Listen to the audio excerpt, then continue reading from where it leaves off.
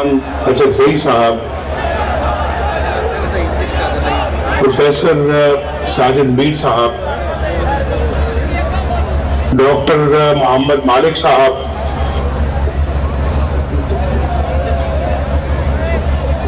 Doctor Jahanzeb Jamaldini साहब, मियाँ इफ्तिखार खान साहब, जनाब अवैस नूरानी साहब, जनाब अहमद नवाज जदून साहब, जनाब शाहिद खाकान अब्बासी साहब, मरियम नवाज शरीफ साहिबा और स्टेट सेक्रेटरी खुरम दस्तगीर साहब और मेरे बहुत ही प्यारे गुजरांवाला के भाइयों बहनों और बुजुर्गों, अस्सलाम वालेकुम।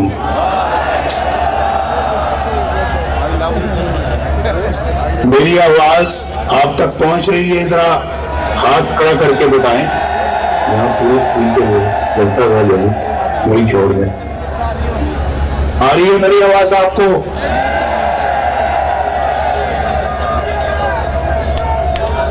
थोड़ा सा आगे हो गया।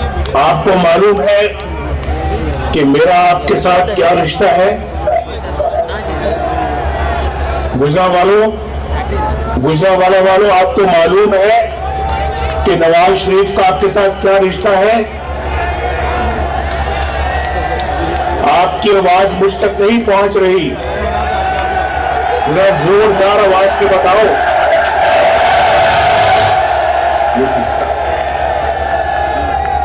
मेरा आपके साथ बड़ा गहरा रिश्ता है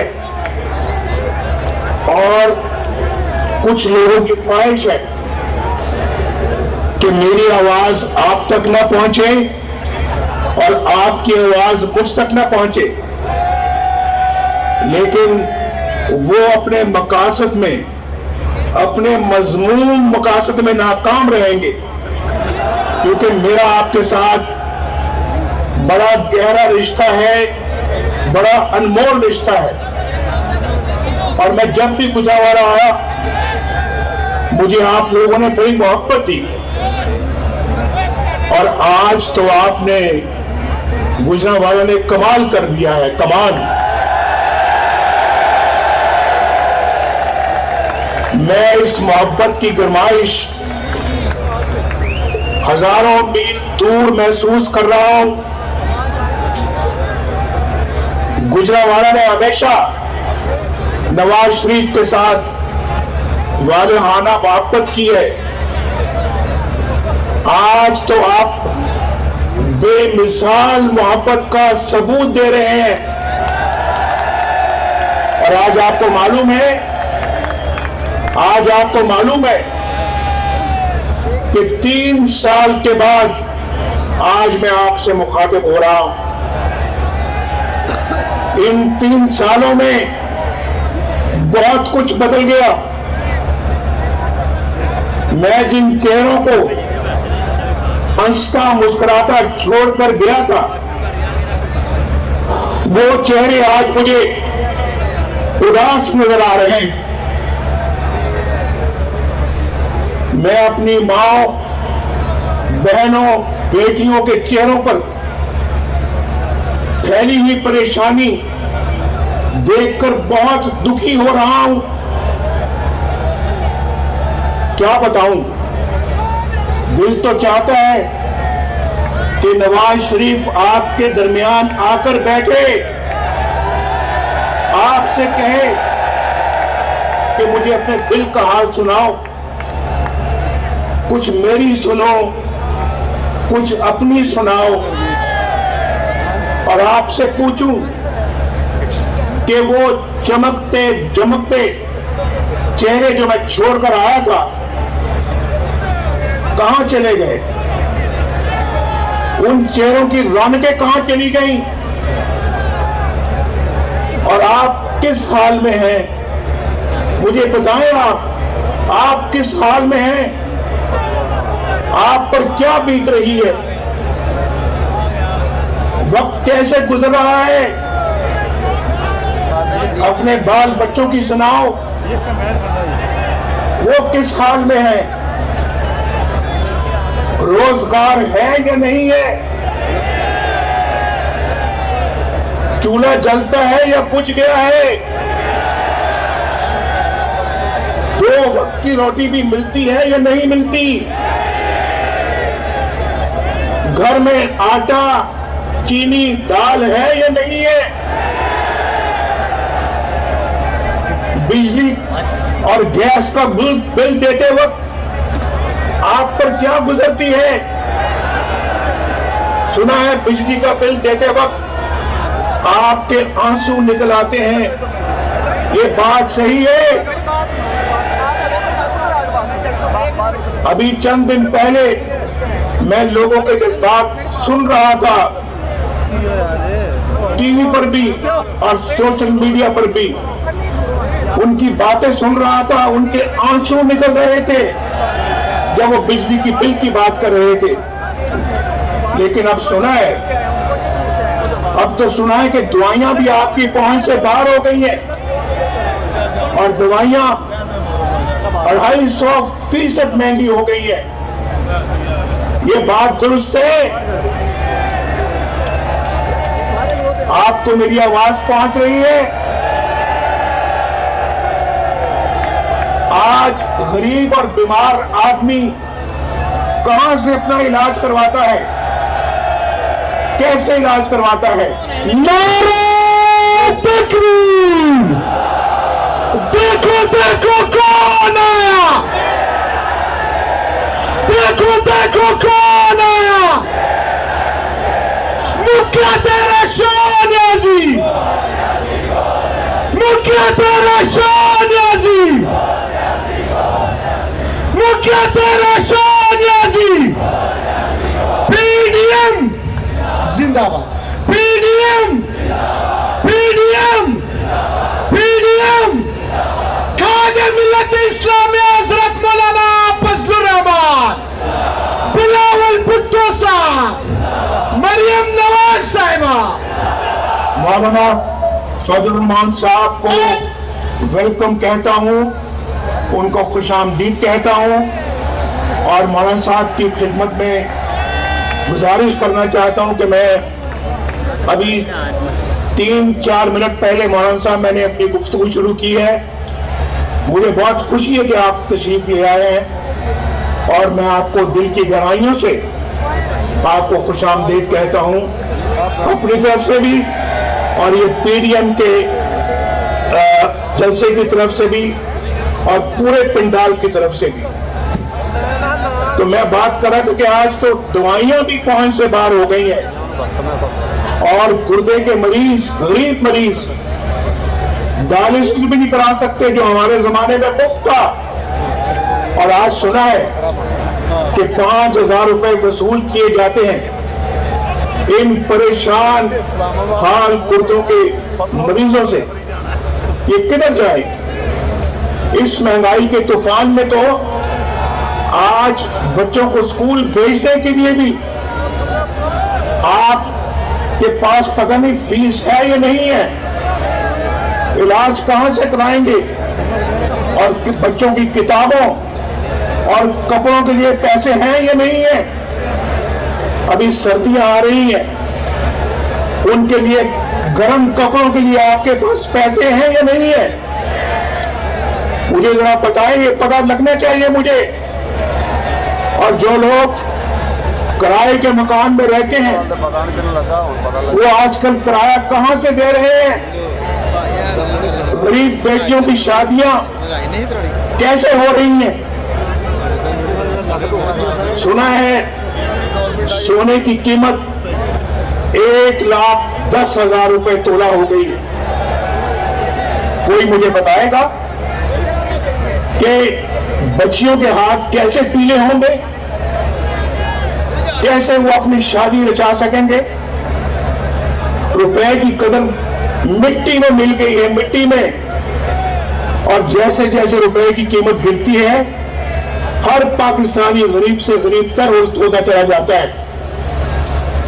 बाजार में 100 रुपए लेकर जाने वाला शख्स मुझे बताएं कि 100 रुपए में क्या मिलता है? 100 रुपए में कुछ आता भी है या कुछ खरीदा भी जाता है या नहीं? और फिर मुझे बताएं कि मेहनत कशों का क्या हाल है, जिनकी आमदनी 20,000 रुपए या उससे कम है,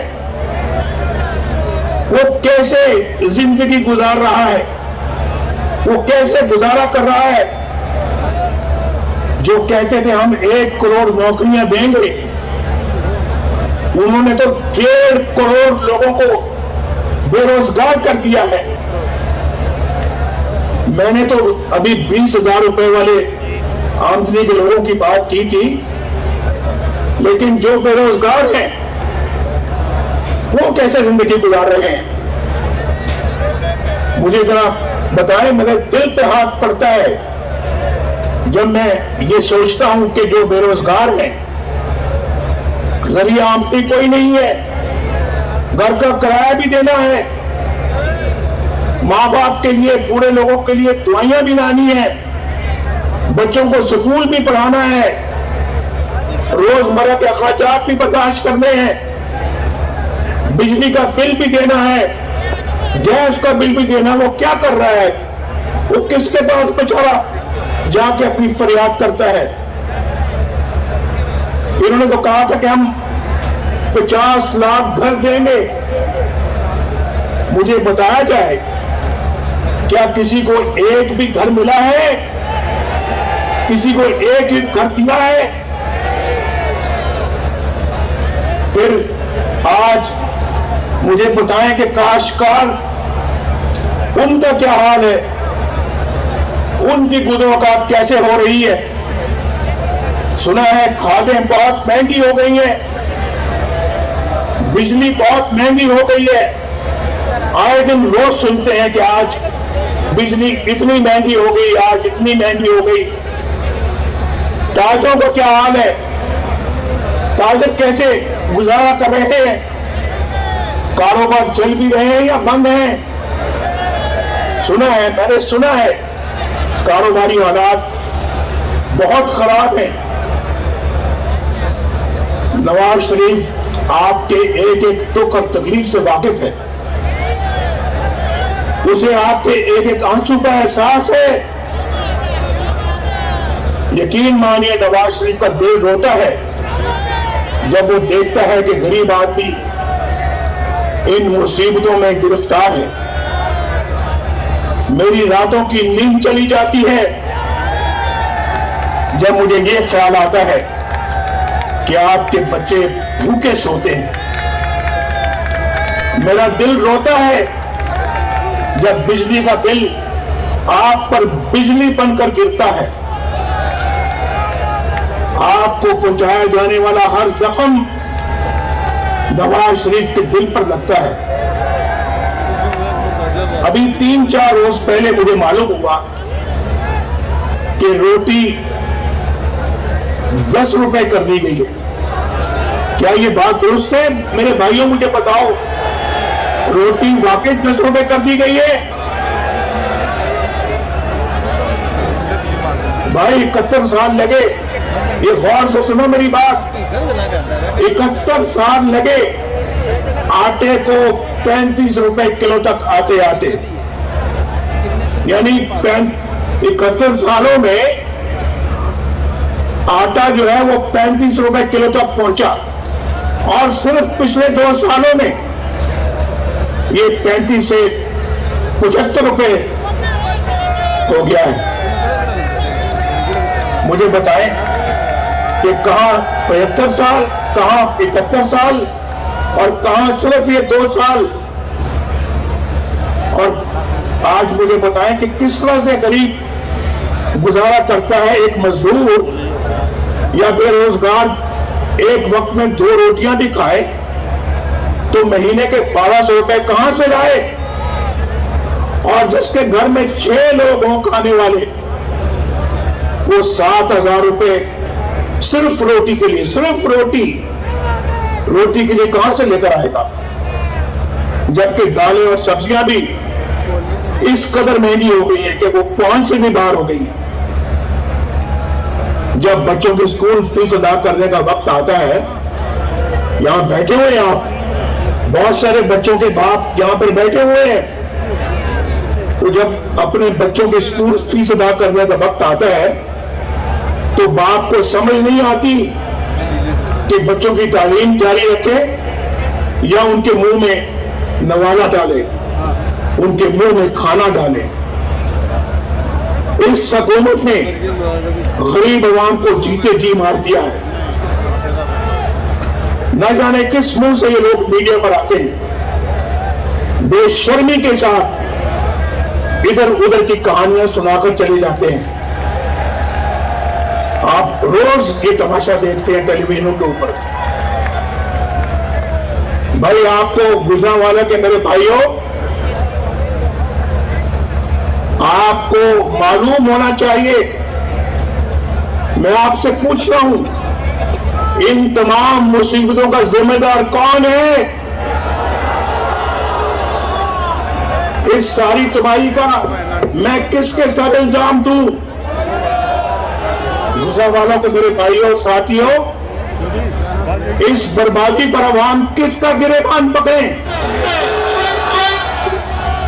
इमरान नियाजी का या फिर उसके लाने वालों का? इसका जवाब आप भी सोच समझ कर दें। इमरान नियाजी का या फिर उसके लाने वालों का गिरेबान पकड़े? किसका गिरेबान पकड़े? मैं किसके हाथ में अपना लहू तलाश करूं? आप बताएं गुजरांवाला के भाइयों और बहनों, असल कसूरवार कौन है? आपका वोट किसने चोरी किया? इलेक्शनों में किसने धांधली की? पोलिंग एजेंटों को किसने निकाल बाहर किया?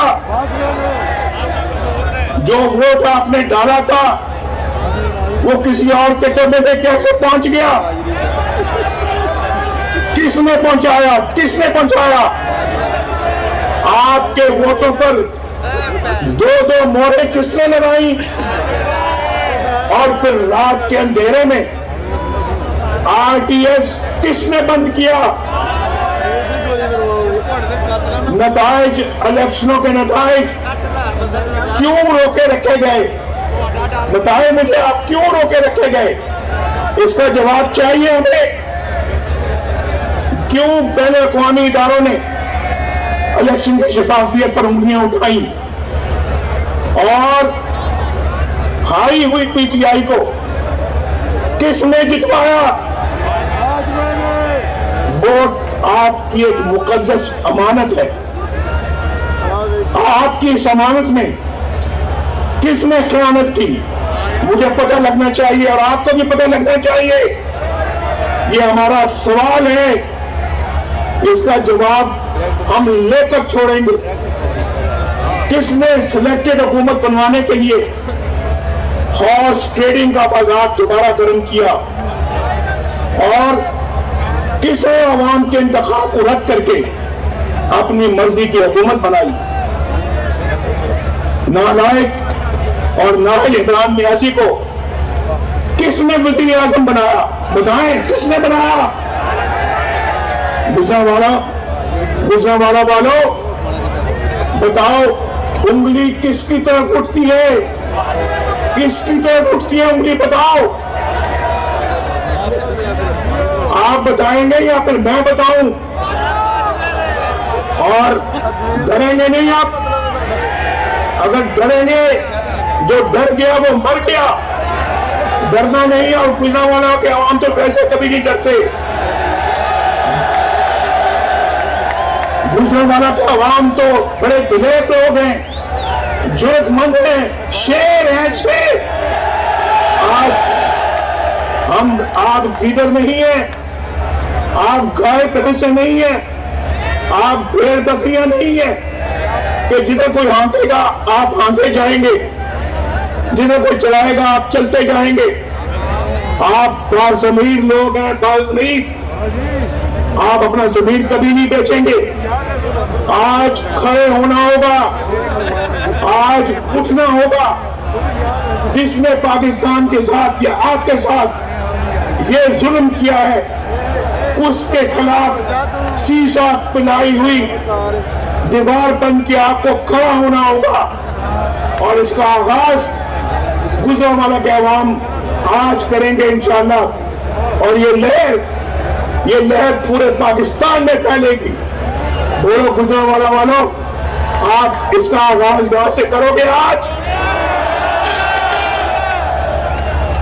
जरा जोर से बताओ कि आवाज टीवी की रकम आ रही है। आप मुझे बताएं, पिछले 73 साल से मुतवातर मुल्क के हालात खराब होते जा रहे हैं। हमारे दौर में हालात अच्छे हो रहे थे, लेकिन उसे भी बर्बाद करके रख दिया गया। याद करो, आज से 3 साल पहले कितना अच्छा दौर था, उसको खत्म कर दिया गया। इस सियासी अदम इस्तेमाल ने मैशत को संभलने नहीं दिया और अवाम की कमर तोड़ कर रख दी। इसकी क्या वजह है? क्यों पाकिस्तान में कानून की हुक्मरानी ना आ सकी? क्यों अवाम इंसाफ से महरूम है? कई लोग क्यों इंसाफ हासिल करने की तगोदो करते रहे, दुनिया से रुखसत हो गए। और दूसरी तरफ एक मखसूस तबका, उसकी तरफ कोई आंख उठाकर नहीं देख सकता। क्यों आइन को तोड़ने वाले, क्यों आइन शिकन दंदनाते फिरते हैं, लेकिन उनसे कोई पूछने की जरूरत नहीं कर सकता। ये दोहरा मेयार ये पाकिस्तान में नहीं चलेगा, ये नहीं चलेगा और ना हम चलने देंगे इसको। गुजरांवाला के अवाम इस बात का हज करो नवाज शरीफ के साथ।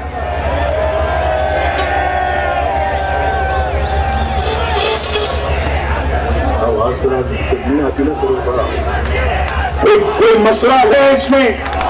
आपका जो रिस्पॉन्स है, आपका जो जज्बा है, वो मुझ तक सही तरह से आपकी आवाज नहीं पहुंच रही। मेरी आवाज आप तक पहुंच रही है या नहीं पहुंच रही? बताओ, आप थोड़ा करके बताओ, पहुंच रही है आवाज?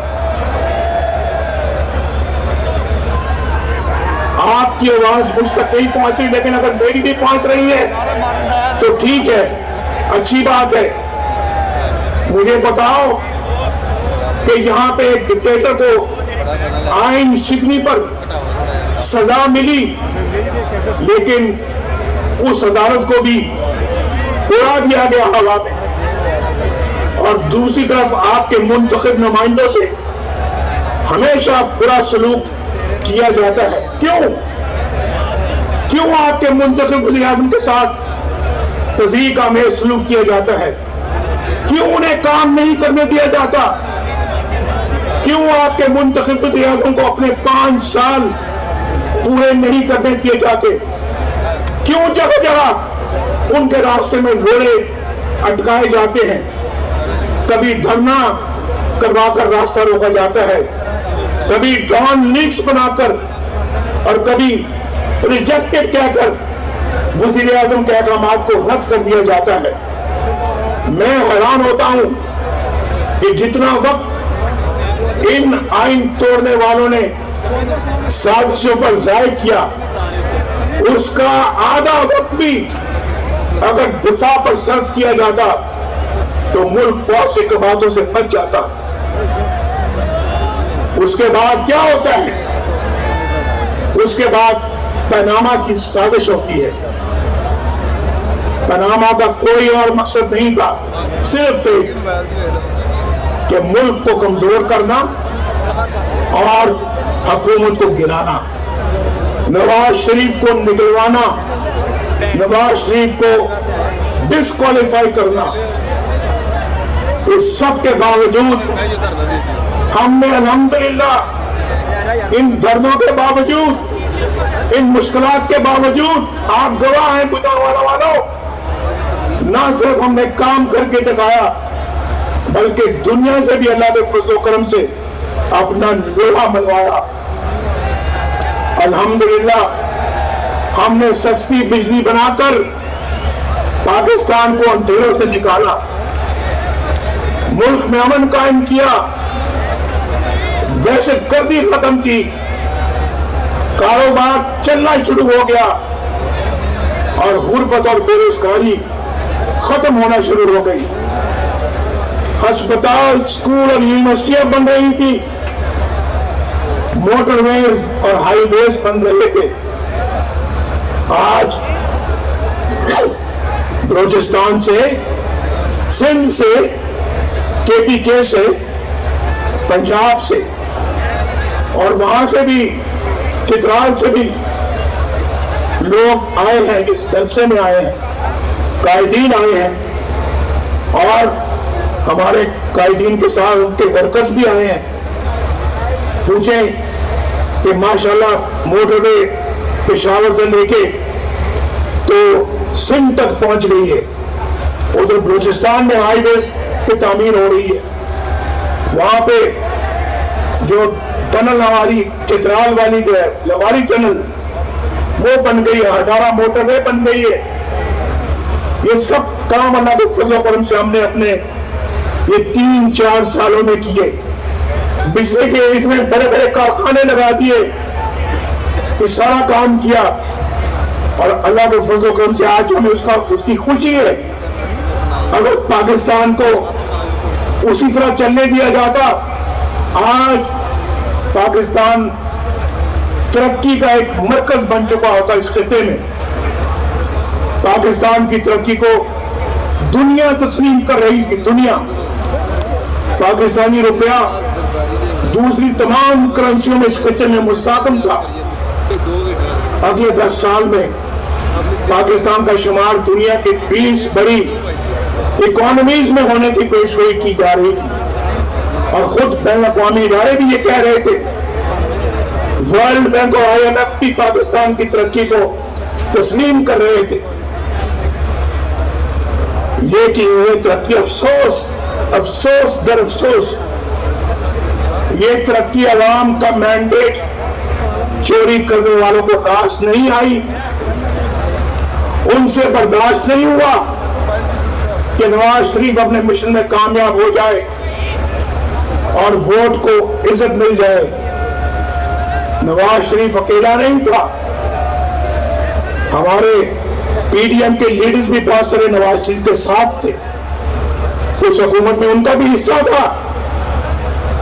वो आज स्टेज पर बैठे हुए हैं, तो उनको ये रास नहीं आया कि इनकी हुकूमत कामयाब हो जाए और वोट को इज्जत मिले।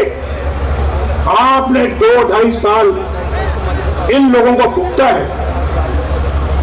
आज आपको मालूम हो चुका है गुजरने वाला कि मेरे दोस्तों कि वोट को इज्जत हो कि क्या अहमियत है।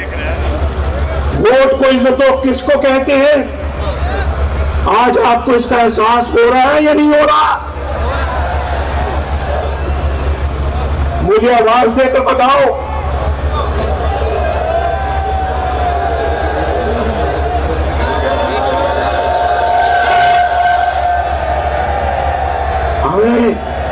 हमें ये गद्दार करार देते हैं,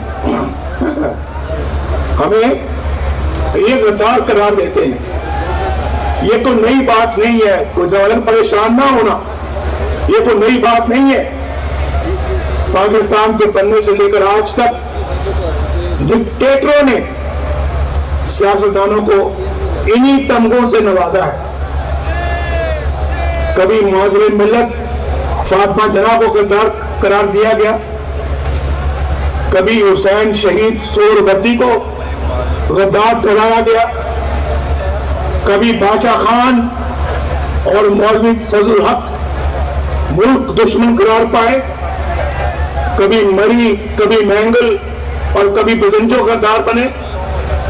और जब ये इल्जाम मशरक़ी पाकिस्तान में शेख मुजीबुर रहमान पर लगाया गया तो उसके नतीजे में मशरक़ी पाकिस्तान बांग्लादेश बन गया और आपने देखा अपनी आंखों से कि ढाका में जनरल न्याजी ने, हुकूमत ढाका में जनरल न्याजी ने दुनिया की तारीख में पहली बार खुलेआम इंतहाई जिल्लत आमेज तरीके से हथियार डाले।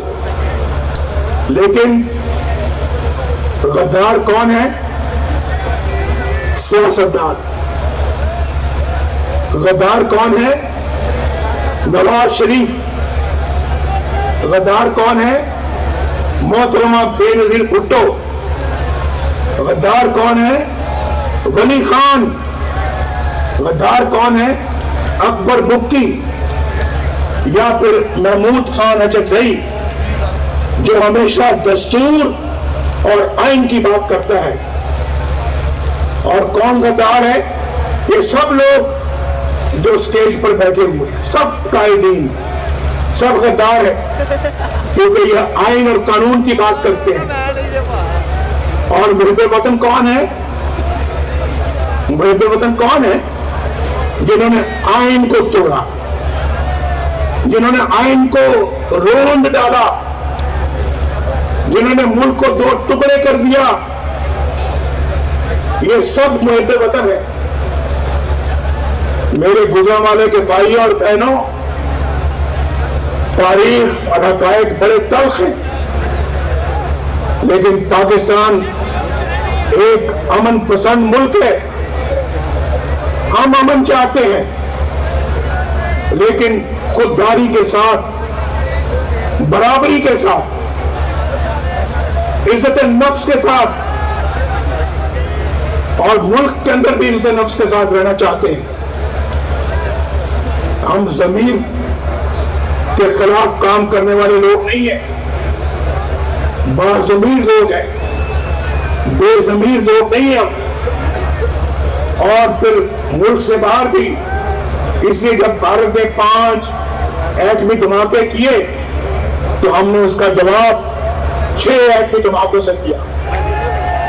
लेकिन जब उन्होंने अमन की बात की तो हमने हमेशा मुस्बत जवाब दिया। हमारे दौर में भारत के वज़ीर आज़म पाकिस्तान आए, आपने अपनी आंखों से देखा, और वज़ीर आज़म वाजपेयी मीनारे पाकिस्तान गए और वहां जाकर अपने हाथ से पाकिस्तान के बारे में इंतहाई उम्दा अल्फाज तहरीर किए।